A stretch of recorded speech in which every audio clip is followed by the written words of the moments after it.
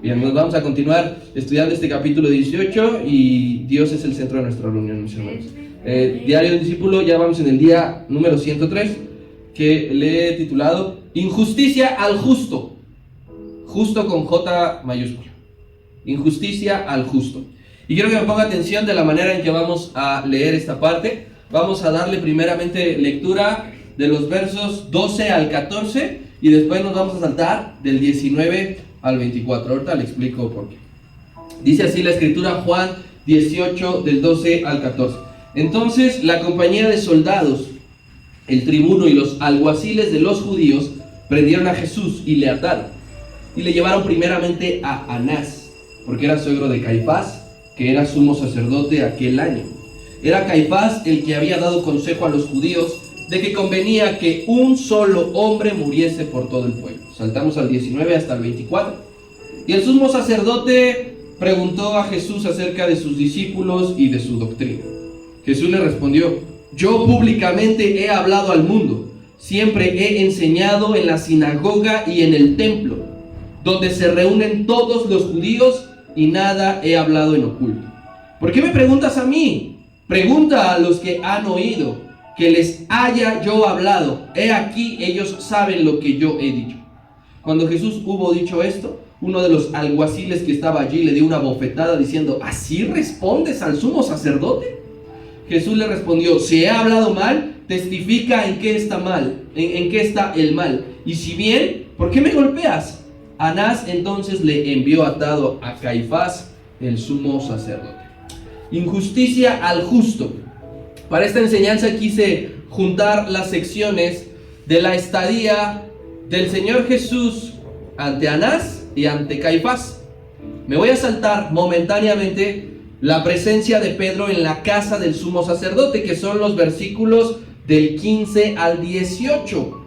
Pero primeramente Dios lo voy a dejar para la próxima semana, juntarlo con la negación de Pedro, que es del versículo 25 al 27. No sé si me di a entender. Sí. Pero esas cuatro secciones, la presencia ante Anás y Caifás, y la presencia de Pedro en el patio de la casa del sumo sacerdote, y su negación, son cuatro historias, cuatro escenas que ocurren simultáneamente, están pasando al mismo tiempo. Pero quise yo juntarlo para no revolver, agarrar la mitad con uno y la mitad con otro. Dicho esto, quiero decirle que yo estoy seguro que todos nosotros hemos vivido alguna vez una especie de injusticia social. Quizá usted fue robado o extorsionado por los propios policías, aquellos hombres que se supone son encargados de velar por nuestra seguridad, pero muchas veces son los mismos que terminan sembrando y poniendo a la gente. A lo mejor alguna instancia gubernamental a la que usted asiste ignora su solicitud porque usted no aporta involuntariamente para su causa. Va y se forma: oiga, no tengo luz, no tengo agua, este poste de luz ya no alumbra, o hay una fuga, y como usted no aporta las mordidas, pues no le hacen caso. O a lo mejor alguna vez sus derechos fueron pisoteados, sus derechos cívicos, y la ley no fue aplicada en su favor cuando lo merecía. Yo recuerdo que alguna vez la mamá de Keila estaba lavando los trastes y se enterró un fideo de esos secos aquí en el dedo. Y pues inmediatamente la llevé a una clínica, y pues yo la verdad iba hecho la mocha y no me esperaba. Me pasaban los altos, pero porque pues gritaba de dolor y todo el asunto. Y me para una patrulla, le enseño todos mis papeles, y yo tengo una emergencia, mi amigo, mira, acompáñame si quieres, ya estoy aquí adelante. Y me sacó una mordida para poderme dejar llevarla a la clínica. En ese tipo de cosas yo creo que todos hemos sufrido algo similar. Debe usted saber que esto nos puede pasar en cualquier momento. Que a lo mejor dice: yo soy cristiano, yo me pongo en manos de Dios y el enemigo no puede tocarme. Yo le aseguro que usted termine esa oración y saliendo de su puerta algo le puede ocurrir, porque tristemente es pan de cada día en nuestro país. Vivimos en una de las naciones más corruptas del mundo. Año con año hacen una encuesta de la corrupción a nivel mundial y México aparece entre los primeros 10. Entonces, no creamos que esto de la injusticia social no puede tocarnos. A través de estos versículos que leímos hace un momento, notaremos cómo el mismo Hijo de Dios fue objeto de agravios hacia su persona. Cómo pisotearon sus derechos, cómo humillaron a una persona cómo el Estado de Derecho fue completamente ignorado estando en el Imperio Romano, los creadores y diseñadores de las leyes.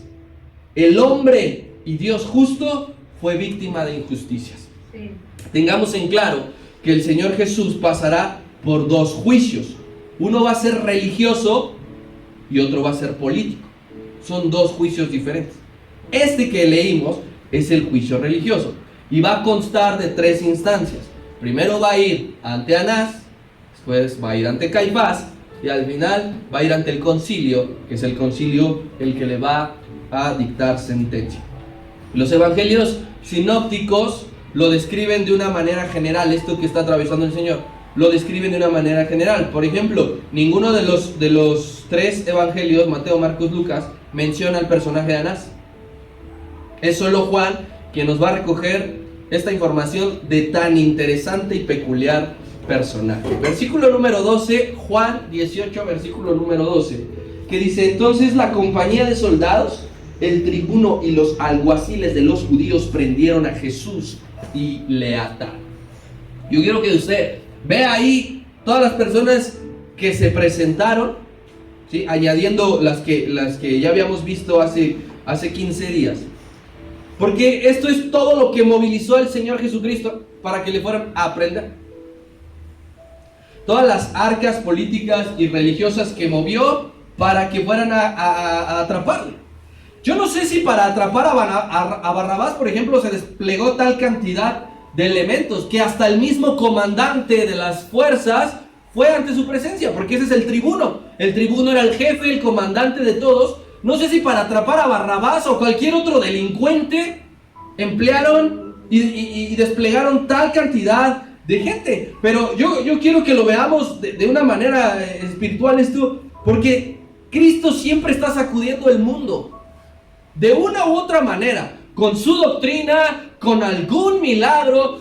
Podemos recordar, por ejemplo, cuando sanó al ciego de nacimiento, la revuelta que se armó, cómo llegaron los fariseos y empezaron a entrevistar a los papás, a él mismo, qué fue lo que pasó, qué hiciste, por qué enseñas esto. Es que Cristo siempre está sacudiendo al mundo con su sola presencia. Pone en jaque al mundo con su sola presencia, y eso es maravilloso. Ninguna otra persona puede alborotar tanto a la gente. Ahora que pasó lo de la inauguración de los Juegos Olímpicos y que ellos hicieron su burla y que la disfrazaban y todo, ¿por qué siempre es tirado de lado del cristianismo? ¿Por qué nunca tocan otras religiones, otras creencias? Y entonces se crea un movimiento tan grande que el propio comité de los Juegos Olímpicos, por ejemplo, tiene que dar de baja su video. ¿Cuándo se había visto eso? Entonces aquí está haciendo lo mismo el Señor Jesucristo. Su sola presencia, sin decir una palabra, sin atraer la atención, moviliza tal cantidad de gente. Y aquí vamos a encontrar otras dos paradojas que, si usted me permite, son de risa. La última vez yo le mencioné que esta gente fue a buscar de noche y con antorchas a aquel que anduvo de día siempre y alumbra a todo hombre. Esa es una paradoja. Aquí va a haber otras dos. Por ejemplo, la primera: ahora atan a Jesús. Dice así el verso 2: entonces la compañía de los soldados, el tribuno y los alguaciles de los judíos prendieron a Jesús y le ataron. Ahora le atan. Privan de la libertad a aquel que hace libres a las personas. Ese es algo contradictorio. Y aunque ellos no la tenían clara, aunque ellos no lo sabían, ahora nosotros podemos verlo con este enfoque de que estaban atando de pies y manos a aquel que puede hacerte libre de cualquier vicio, aquel que puede hacerte libre de cualquier pensamiento, aquel que puede hacerte libre de cualquier recuerdo, de cualquier herida, de cualquier cosa, como se llame, te pueden libertar. Pero ellos lo estaban atando. Usted y yo sabemos muy bien que sin Cristo jamás habríamos conocido la libertad. Que por nosotros mismos no podemos rompernos las cadenas del pecado. Que aunque empleáramos todas nuestras fuerzas, que ocupáramos un esmeril, no podríamos. Usted y yo seguiríamos atados al pecado si no fuera por el libertado. Quiero que vayamos a Juan capítulo 8, verso 31. Porque ya había dado una enseñanza similar de esto, pero se olvidaban. Juan 8:31, iremos hasta el 36, y dice: dijo entonces Jesús a los judíos que habían creído en él. Ya habían creído en él, pero tiene que darles una enseñanza más pesada. Dice, si vosotros permanecen en mi palabra, seréis verdaderamente mis discípulos. Y conoceréis la verdad. ¿Y la verdad qué dice? Os hará libres. El libertador está diciendo, si ustedes permanecen, si ustedes me conocen, serán verdaderamente libres. Le respondieron los judíos que habían creído en él, linaje de Abraham somos y jamás hemos sido esclavos de nadie. ¿Cómo pues, dices tú, seréis libres? Jesús les respondió, de cierto os digo, que todo aquel que hace pecado, esclavo del pecado es. Y el esclavo no queda en casa para siempre, el Hijo sí queda para siempre. Así que, si el Hijo os libertare, seréis verdaderamente libres. Pero estos no eran de los que creían. Estos no eran de los que entendían. O a lo mejor uno que otro había creído, pero tenía que obedecer al sumo sacerdote. Estaban atando a aquel que liberta a las personas. Y es justo esta imagen, usted visualice al Señor Jesús atado, pies y manos. Que el enemigo comienza a confundirse. Es en este preciso momento. El enemigo lo veía orando, lo veía saliendo del desierto fortalecido, lo veía bautizándose, lo veía predicando, lo veía haciendo milagros. Y aún no se confundía. Pero lo ve atado, ve al Hijo de Dios indefenso, camino a ser acusado, camino a ser sentenciado, y entonces el enemigo se cree ya victorioso. Se cree que gana. Pensó que había vencido, que había derrotado al Hijo de Dios, que únicamente habían bastado 1000 personas para poder derribar su ministerio, para poder acabarlo. Estaba confundido. Y usted y yo de confusión sabemos mucho, porque a veces vemos una cosa y creemos una cosa, pero la realidad es otra. El diablo en 3 días, no pasaría mucho, en 3 días se daría cuenta que fue burlado y derrotado para siempre. Ya gané. ¿Dónde está el Hijo de Dios Todopoderoso? ¿Dónde está el que es invencible? ¿Dónde está el que nada lo puede tocar? Véanlo, ahora va camino, atado, cara de derrotado, mirando hacia abajo, triste. No tiene a nadie, sus discípulos le han abandonado. Y comenzaba a hacer fiesta, pero solamente esa fiesta le duró 3 días. Cristo, mi hermano, en ese mismo momento, en esa misma imagen, fue primogénito. Entre muchas cosas que Él ha sido primogénito y que nosotros lo hemos visto, Él fue primogénito en sufrir arresto judicial por predicar el reino de Dios. Fue el primero en recibir todo el peso de la ley por predicar la palabra de Dios. No se había visto esto. No se había visto jamás. Antes de que esto sucediera, no había ninguna ley imperial que prohibiera hablar la palabra. Eso hacían los sacerdotes. Eso hacían los escribas. Los fariseos enseñaban la ley, pero la enseñaban a su manera. Hasta que vino un hombre que enseñaba verdaderamente la palabra, y entonces el sistema tiene que ponerle un castigo. Nadie más. Los profetas morían porque eran objeto del enemigo. Pero el Señor Jesús estaba siendo llevado como un delincuente por predicar el reino de Dios. No por hablar en contra del César, porque le quisieron entrar por allí. No por no pagar los impuestos, por violar las leyes de Roma. No, lo querían llevar por predicar el evangelio de Dios. Por favor, magnifique lo que esto significa. Que un hombre fiel, justo, honesto, que está hablando la verdad de Dios, está siendo arrestado. Él no mató a nadie. Él no asesinó a nadie. Él no secuestró a nadie. Él predicó la palabra. Y eso no era un delito. No era un delito. ¿Y por qué le digo que es primogénito? Porque ya después de él, los discípulos que ahora corrían, Y los hermanos que creyeron por la palabra de los discípulos padecieron la misma persecución. Se comenzó una cacería de discípulos y de creyentes, pero él fue el primero por predicar la palabra de Dios. Vamos a ir a Hechos capítulo 4, los primeros 3 versículos. Vamos a ir a algunas citas salteadas. Voy a comenzar, porque el Señor está siendo llevado, arrestado por predicar, pero no sería el único. Dice así: hablando ellos al pueblo, Pedro y Juan, vinieron sobre ellos los sacerdotes con el jefe de la guardia del templo. El mismo procedimiento que con el Señor. Mandaron a la guardia del templo y vinieron los saduceos también. Resentidos, esta palabra me encanta. ¿Cómo estaban los judíos? Resentidos de que enseñaban al pueblo bien. ¿Cuándo se había visto eso? Yo personalmente, ¿cómo me voy a enojar si alguien le está predicando de la manera correcta a la gente? Enójate cuando le estén engañando. Y estos, los engañadores, estaban resentidos. Yo no sé si usted conozca el resentimiento, pero algo bonito no es. Entonces imagínense cómo estaban, resentidos de que enseñasen al pueblo y anunciasen en Jesús la resurrección de entre los muertos. ¿Qué pasó? Les echaron mano y los pusieron en la cárcel hasta el día siguiente, porque pues ya era tarde. Muchachos, ya se fueron los que pueden atender su caso, ahí se me quedan. Entonces, después del Señor Jesús, llegaron y estos sufrieron lo mismo. ¿Qué pensaron? ¿Que al correr iban a librarse del procedimiento? No. Ahora vamos al 9, Hechos 9, 1 y 2.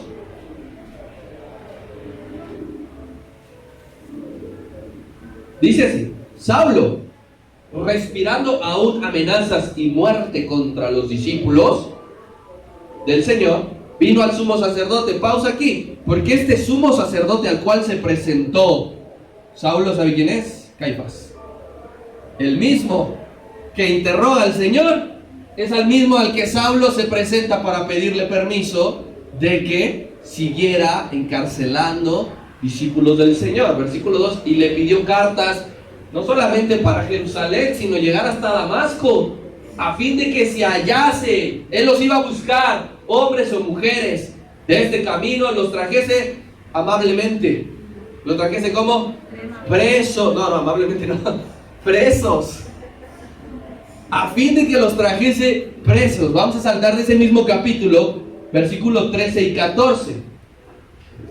Entonces Ananías respondió al Señor, ya que le había enviado el Señor a orar por él: he oído de muchos acerca de este hombre, cuántos males no ha hecho a tus santos en Jerusalén, y aún aquí tiene autoridad de los principales sacerdotes para prender a todos los que invocan tu nombre. Saltamos al 21.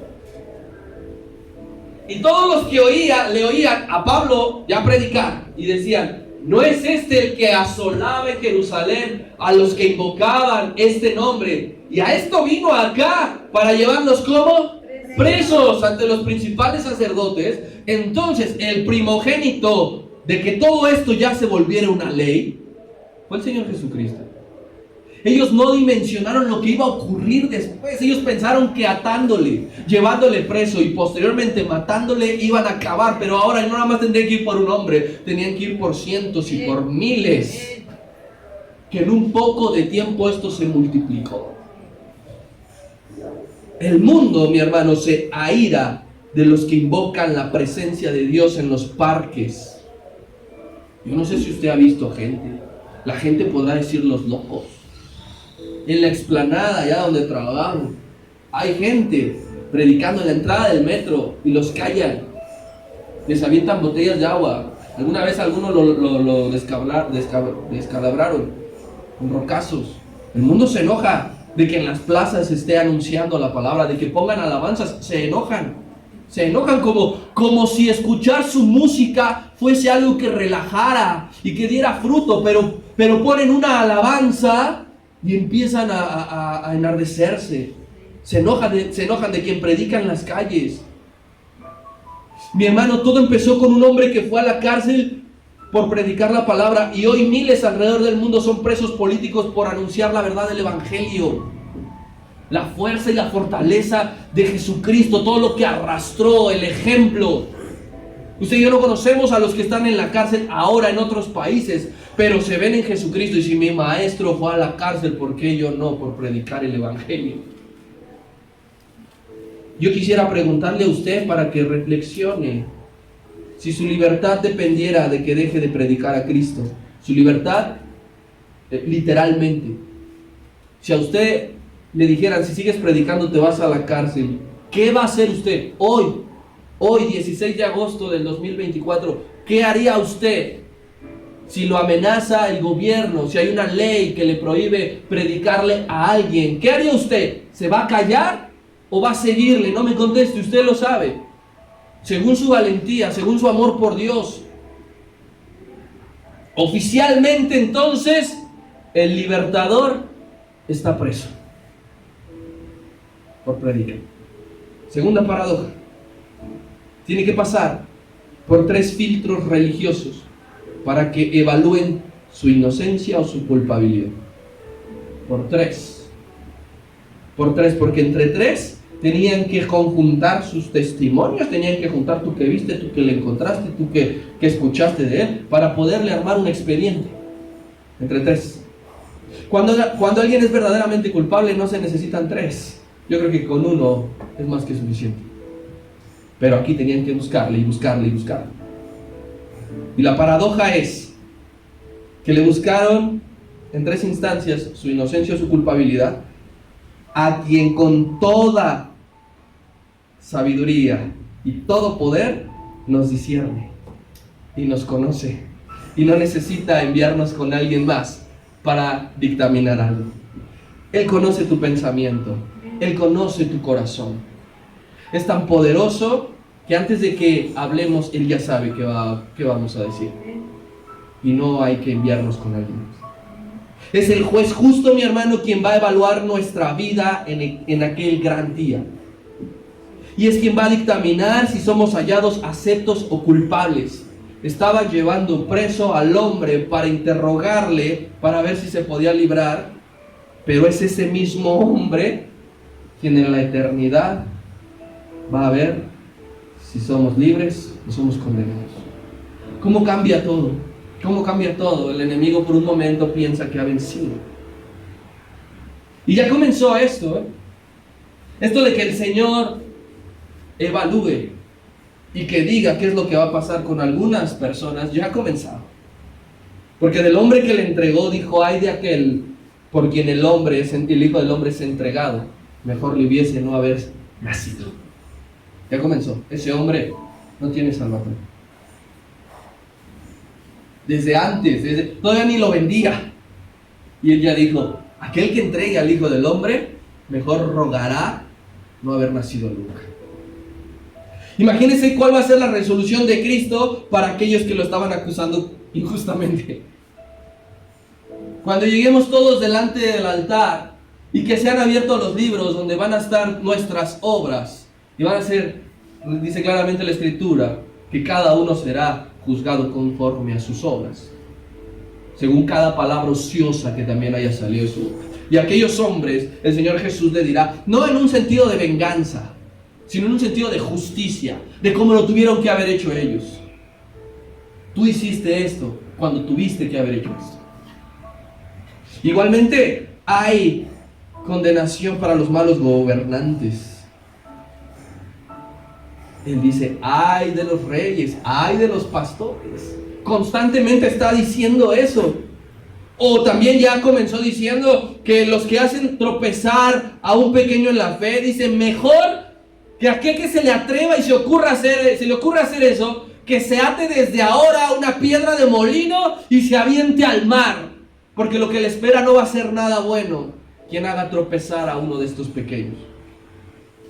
Porque nadie, usted ni yo, ni Caifás, ni Anás, ni nadie nos libraremos de la justicia divina. Versículo número 13. Y dice, y le llevaron primeramente a Anás, porque era suegro de Caifás, que era el sumo sacerdote aquel año.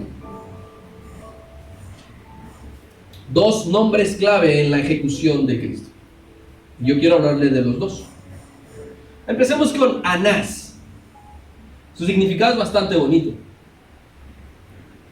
Quiere decir Jehová ha mostrado favor. Pero este hizo lo que no significa su nombre. Hizo todo lo contrario, no mostró favor. Este hombre, Anás, ya no era sumo sacerdote oficial en ese momento. Ya no lo era. Anás desempeñó el sacerdocio los años del 6 al 15. Solamente esa temporada. Después de Cristo, obviamente. Es decir, que cuando el Señor Jesucristo tenía hasta 15 años, Anás era el sumo sacerdote. Después de esa fecha, ya no ejerció Anás. Pero él tenía un rol honorífico en la ciudad. Él era muy influyente en la nación, aún sin ser el sumo sacerdote oficial. Por eso es que se lo llevan a él primero. Porque el suegro manda. ¿Sí? La realidad es que sí. Se lo llevaron a un hombre que no... Y fíjese cómo empieza a torcerse toda la ley entonces. Se lo llevaron a un hombre. Era algo como una figura representativa de la religiosidad en Israel, pero ya sumo sacerdote. La familia de Anás no era pobre. Era todo lo contrario de pobre. Porque toda la familia movía el teje y maneje de los ámbitos religiosos en el país. Y ellos, la familia, se codeaba con las altas esferas políticas del imperio. O sea, estaban bien armados y bien protegidos por todos lados. Tenían de compadres al emperador o al segundo al mando. Pero toda la familia de Anás era muy influyente. Y nosotros nos preguntamos, ¿por qué Anás dice, a mí me lo traes primero? A mí me lo traes primero. No fue una decisión de Caifás de decir, no, llévaselo primero a mi suegro. Anás, y cuando lo tengan, para acá. ¿Por qué? ¿Por qué se ensañó con él si no tenía que haberlo llevado con él? Ya no tenía nada que ver, Anás. ¿Por qué? Muy fácil, mi hermano. Porque el Señor Jesucristo atentó contra los intereses económicos particulares de su familia y de él directamente. El Señor Jesús, pero no de mala onda, de que le haya robado como Robin Hood, que le robaba a los ricos para darle a los pobres. Usted recordará, ¿cuántas veces el Señor Jesucristo purificó el templo? No lo oigo. Me dejaron solo. Quien lo sepa, dígalo. Dos veces. No solo una. 2 veces. Una al inicio de su ministerio y una casi al final. Usted recordará cuando el Señor hace ese acto que voltea la mesa de los cambistas y que confronta a los vendedores de animales llamándolos amablemente ladrones. Ladrones. Porque usted sabe todo lo que ocurrían ahí, ¿verdad? Cuando iban a las fiestas, el pueblo pues compraba su animal en el camino o ellos lo criaban y llegando al templo pues le encontraban un defecto, una falla y ¿sabes qué? Yo te puedo aceptar esta ofrenda, no te preocupes, aquí afuera vendemos 10 veces más de lo que te cuesta. Eso que hacían mis hermanos, dicen los historiadores que era negocio de Anás. Cambiar las monedas, ¿sí? Porque muchos por la diáspora judía venían de otras regiones, entonces no traían la moneda nacional, y a la hora del cambio le decían, pues sí, pero a mitad de precio. Entonces ese negocio de vender animales y de cambiar las monedas era de Anás. Y cuando el Señor entonces purifica el templo, que voltea las mesas y que les tira todo y que les da de latigazos, le trajo pérdidas monetarias a Anás. Muchas. Y no solamente eso, sino que el pueblo comenzaba a despertar. El pueblo comenzaba a observar a Anás y ya no le respetaban tanto por ese acto correcto que hizo el Señor. Ustedes han convertido la casa de mi padre en cueva de ladrones.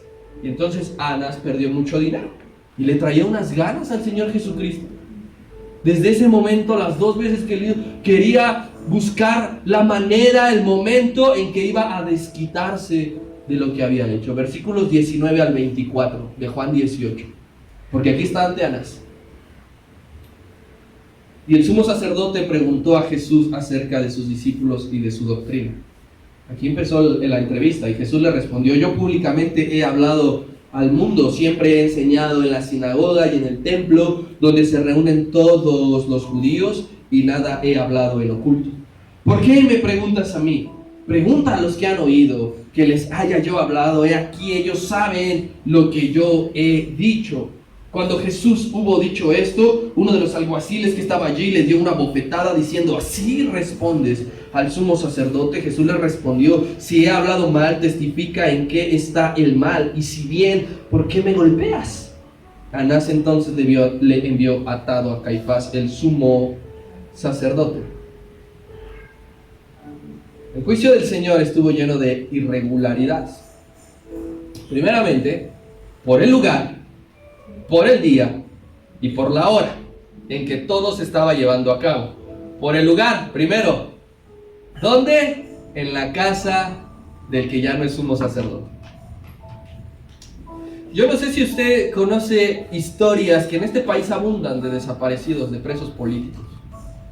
No los llevan directamente a donde tienen que ir, al MP, a la delegación, a donde sea. Antes les llevan a darse unas calentaditas y a sacar toda la información posible. Mis hermanos que son adultos podrán recordar el caso de aquel agente de la DEA, Enrique Camarena, cuando lo desapareció el narco y cómo lo llevaron a una casa de seguridad del narco y allí le sacaron y lo exprimieron, pero toda la información. Lo torturaron de la peor manera, le encontraron taladrada la cabeza. Entonces se lo llevan a Anás ilegalmente a su casa. No le iban a tratar bien, no le iban a dar la bienvenida, qué bueno, como Herodes que decía, quería conocerle. No, allí, ¿por qué a su casa? Ahora el día ya era viernes, ya era la madrugada del viernes, por lo tanto ya era, ¿qué celebración? Pascua, ya era Pascua, y ahora lo llevaron de madrugada. Según la ley, no se debían entablar juicios ni en día de reposo ni en fiestas importantes, quebrantando la ley. La Pascua, la más importante de todas, y estaban llevando a cabo un juicio. Y tampoco ningún juicio podía ser de noche, tenía que ser de día, para que todos vieran que estaba conforme a la ley. Y menos se podían llevar a casas privadas. Pero al Señor se lo llevaron para que fuera insultado y golpeado. Que dice que le vendaban los ojos y que le golpeaban la cabeza y que le decían: profetiza, ¿quién te ha golpeado? Esto no era camino a la cruz del Calvario, esto era en la casa de Anás.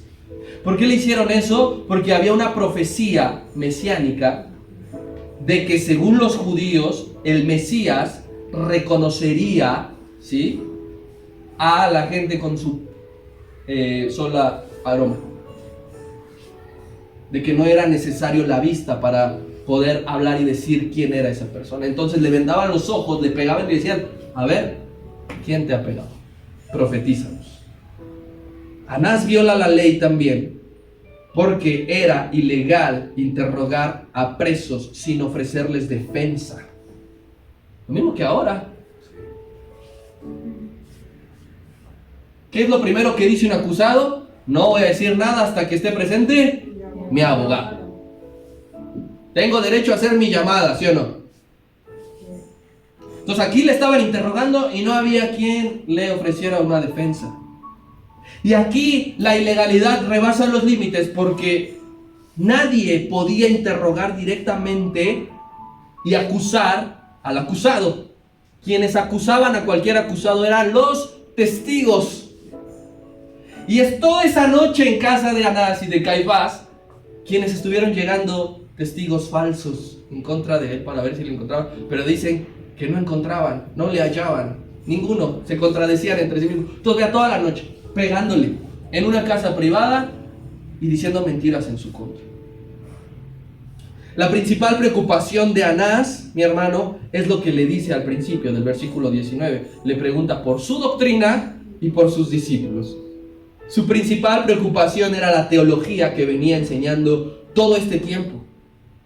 Pero no solo eso, no solo qué enseñaba, sino el efecto que había producido en las personas. Le preguntó por sus discípulos. ¿qué de ellos? Cuando tú desaparezcas, ¿estos van a ser un problema? Porque ellos creían que era únicamente una animación, porque él estaba vivo. Porque Anás no sabía que su doctrina había vivificado los corazones de los discípulos y que no los iban a callar. Y eso es lo que va a confirmar la veracidad de las palabras del Señor, sus discípulos. Eso es lo que confirma que Dios existe, mi hermano. La transformación de la gente, porque los resultados son evidentes. Porque hay alguien que pueda hablar y no va a haber fruto, como la higuera. Hojas y ningún fruto. Pero aquí el sumo sacerdote se daría cuenta. ¿Qué con tus hombres? ¿Qué con ellos? Yo sabía que eran pescadores y no me habían dado ningún problema. ¿Y ahora? Entonces estaban intimidando al Señor con esos cuestionamientos, porque era una especie de trampa. Háblanos de tu doctrina, háblanos de tus discípulos. Lo que querían lograr era que Cristo se autoincriminara, que se echara la culpa. Porque era lo que iba a hacer Caifás. Es decir, ¡ah! ¡Lo ha dicho! Sí recordará, es que eso no viene aquí. ¡Ha hablado! ¿Qué más necesidad tenemos de testigos? Eso era lo que querían lograr al preguntarle. Lo intimidaban. Una trampa. Buscara que confesara algún delito hablando bien de sí mismo. Pero usted recordará, en el Evangelio lo hemos visto. El Señor dijo, mis palabras dan testimonio de mí. El Padre da testimonio de mí. El Consolador dará testimonio de mí. No había necesidad de hablar bien de uno mismo. Y el Señor está dándoles una lección a ellos y a nosotros de cómo se sostiene la fe con base a los testimonios, ¿no? Y cómo se responde con grandeza, con testimonio. ¿Cómo vas a hablar de Dios? Con tu testimonio. Por eso cuídalo. Por eso trabaja en él. Por eso dile a Dios que obre en él. Porque eso es algo que el enemigo no puede controlar y que el sistema no puede controlar. Y que ellos se darán cuenta, pero ¿cómo de uno pasaron a ser tantos? ¿En qué momento? Se responde con grandeza, que fue lo que hizo el Señor. Le respondió de una manera tremenda, grande, a la altura del maestro, de quien conocía la ley. Porque le estaba diciendo, tú quieres corregirme, tú quieres enjuiciarme, y quien ha roto la ley primero ha sido tú. Quien lo ha hecho todo mal eres tú. Él le dijo, si alguna vez he enseñado algo en contra de la ley, o si mi contenido, lo que yo he hablado, ha organizado revueltas conspiratorias, si alguna vez he lastimado a alguien con lo que he dicho o hecho, que la gente lo diga, no yo. Se la volteó. Ve y pregúntale a la gente. Ve y dile a los que me han escuchado todos los días, ¿qué he enseñado? ¿Que se levanten en contra del César? ¿Que vayan y peleen? ¿Qué he hecho? ¿A alguno en lugar de corregirle el brazo se lo he roto? Ve y pregunta a la gente, haz tu trabajo.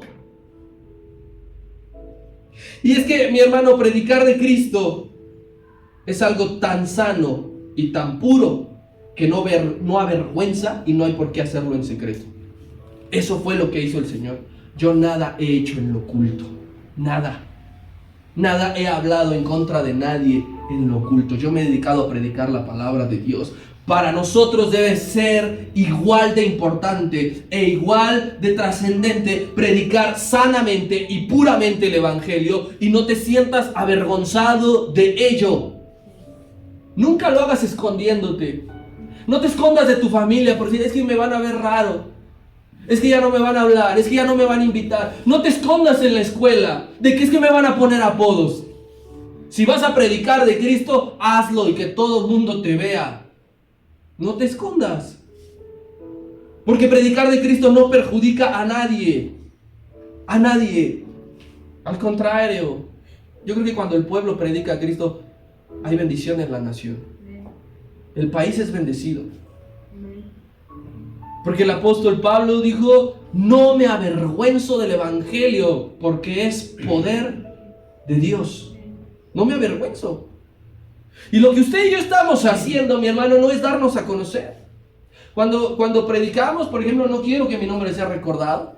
Cuando decimos que compartamos para que la gente conozca, no es para que este lugar sea famoso, es para predicar la palabra de Dios. Lo que nosotros hacemos es un llamado a la gente que actúe de forma legal. Eso es lo que está haciendo el Señor Jesucristo, contestarle así a Anás: actúa de manera honesta, lleva a cabo bien tu trabajo, no hagas cosas ilegales. Cuando usted y yo predicamos a la gente como tiene que ser, le estamos diciendo de una manera que tiene que dejar su vida pasada. No tienes por qué avergonzarte de eso. Jehová le dijo al pueblo por medio del profeta Isaías: deje el impío su camino. Lo que tenemos que hacer. Si tú sabes que tu compañero de trabajo está robando, tienes que hablarle la palabra. Si tú sabes que alguna compañera de trabajo está engañando a su marido, tienes que hablarle la palabra. Si tú ves que alguien allí está hablando mal del jefe, tratándolo mal, se está haciendo menso en el trabajo, tienes que hablarle la palabra. El apóstol Pablo decía: mis hermanos, el que antes robaba, no lo haga más. Tienes que predicar la palabra. ¿Qué pasó? Esto mismo con el Señor Jesucristo. Fue con Zaqueo. Bájate de ahí. Voy a ir a tu casa. A ver, ¿por qué estás haciendo esto? ¿Por qué te estás comportando así si tú eres un funcionario que tiene que darle un servicio a la nación? El día de ayer tomé un taxi en la noche para venir por la zona. Y normalmente me cobran de 32 pesos a lo mucho, tomado de mi casa. Iba aquí arriba del puente y ya tenía 35 pesos. Y avanzaba, bueno, como... Y yo dije: no, tranquilo. Pero ya bajando el puente iban 40. Y dije: ¿cuánto va a cobrar si todavía me falta? Entonces le dije: su taxímetro avanza muy rápido, ¿no le parece? No, es normal. No es normal, porque yo esto lo tomo todos los días y no es el precio. No le voy a pagar, le voy a pagar lo que es lo que yo pago normalmente. Pero le voy a decir algo: no robe a la gente. No está bien. Arriesgándome a lo que sea. Pero hay que decirle a la gente: no está bien que usted abuse de su posición, le está dando un servicio a la gente. Entonces eso es lo que el Señor estaba diciéndole a Anás. Es lo que usted y yo tenemos que hacer. No que me van a dejar de hablar, que va a decir chismoso, que no te metas, que no sé qué. Al Señor le dieron una bofetada por decirle eso a alguien. Pero esto es todavía interesante, porque con esa respuesta que le estaba dando el Señor, ¿qué cree? El Señor mismo estaba asegurando su muerte. Contestarle así al sumo sacerdote: ¿cómo iba a ser reo de muerte? Él nunca quiso evitar la cruz, jamás. Más bien sabía que dejando en ridículo al sistema, le estaba garantizando asistir al medio por el cual iba a reconciliar al mundo, la cruz. Qué inteligencia y qué sabiduría. Porque sin ofender, sin lastimar, dando una respuesta que era correcta, sabía él que iba a ir a la cruz y dijo: se va a cumplir la reconciliación entre la gente y Dios. Verso 14. Y dice: era Caifás el que había dado consejo a los judíos de que convenía de que un solo hombre muriese por el pueblo. Ahora nos va a hablar del otro. La conclusión de esta primera instancia es que Anás falló, no pudo. ¿Por qué? Porque le mandó atado. ¿Sabes qué? Me diste una cachetada con guante blanco.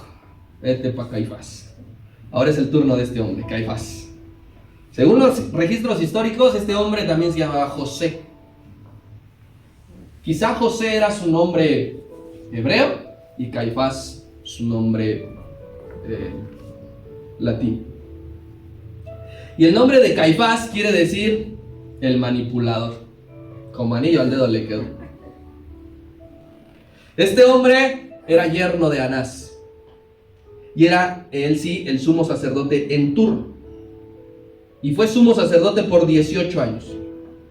Del año 18 hasta el 36. Y aquí usted me dice: si Anás fue del 6 al 15 y Caifás del 18 al 36, ¿Qué pasó en esos 3 años que vienen flotando? ¿Se acuerdan que le dije que la familia de Anás era muy influyente? Pues estuvo Eleazar como sumo sacerdote. ¿Quién era Eleazar? Hijo de Anás. Entonces, Anás puso a él, luego a su hijo, luego a su yerno, y después de Caifás, puso a 4 de sus hijos. Caifás estuvo al cargo más que ningún otro sumo sacerdote en el siglo I. Nadie duró más que Anás, 18 años. Pero aquí hay algo, porque usted dice, ¿cómo es que esto pasaron de Anás a Eleazar, a Caifás? El otro me parece se llamaba Alejandro. ¿Cómo es que pasaron así? Si Dios estableció que Aarón y sus descendientes oficiaran el sacerdocio perpetuamente, no era algo con el cual tú podías renunciar. No era algo que tú dijeras, ya me cansé, ya no quiero. Era vitalicio. El servicio de los levitas era vitalicio. ¿Cómo es que aquí uno pone, otro quita, el otro controla? ¿Qué pasó aquí? Sucedió que se dio la fusión Iglesia-Estado. Ahora Roma quitaba y ponía sacerdotes según su conveniencia. Le quitó a Anás, pero dijo, mira, yo aquí tengo otro que puede seguir con nuestros tratos. Y ahora vemos en la actualidad cómo los gobiernos y el catolicismo están unidos. Iglesia y Estado alrededor del mundo, católicos, poniendo dinero para partidos políticos, y los políticos dejándole todo en bandeja de plata a los católicos. Porque así es el sistema del mundo, totalmente corrompido. Y estos injustos querían condenar al justo. Caifás, mi hermano, era integrante del partido de los saduceos. Fabio Josefo nos dijo que Caifás era saduceo. No escriba, no fariseo, era saduceo. ¿Por qué se ensañó Caifás con Cristo si no era su negocio las ventas en el templo? Pues ¿cuántas veces Cristo no señaló a los fariseos y a los saduceos por su poco amor a Dios y al pueblo? También se la tenía jurada. A decir, tanto hablaste de mi partido, tanto hablaste de mi templo, de mi cargo. Pero Caifás también iba a ser utilizado por Dios. Dios lo usó para profetizar lo que ya se estaba viviendo. Antes de que comenzara, Dios usó a Caifás para profetizar, que era una de las funciones de los sumos sacerdotes, profetizar. Y Dios lo ocupa. A este hombre que ahora está enjuiciando, que ahora está maltratando a mi maestro, sí, a ese hombre Dios lo usó para profetizar. Y vea lo que profetiza. Vaya usted conmigo a Juan 11:49.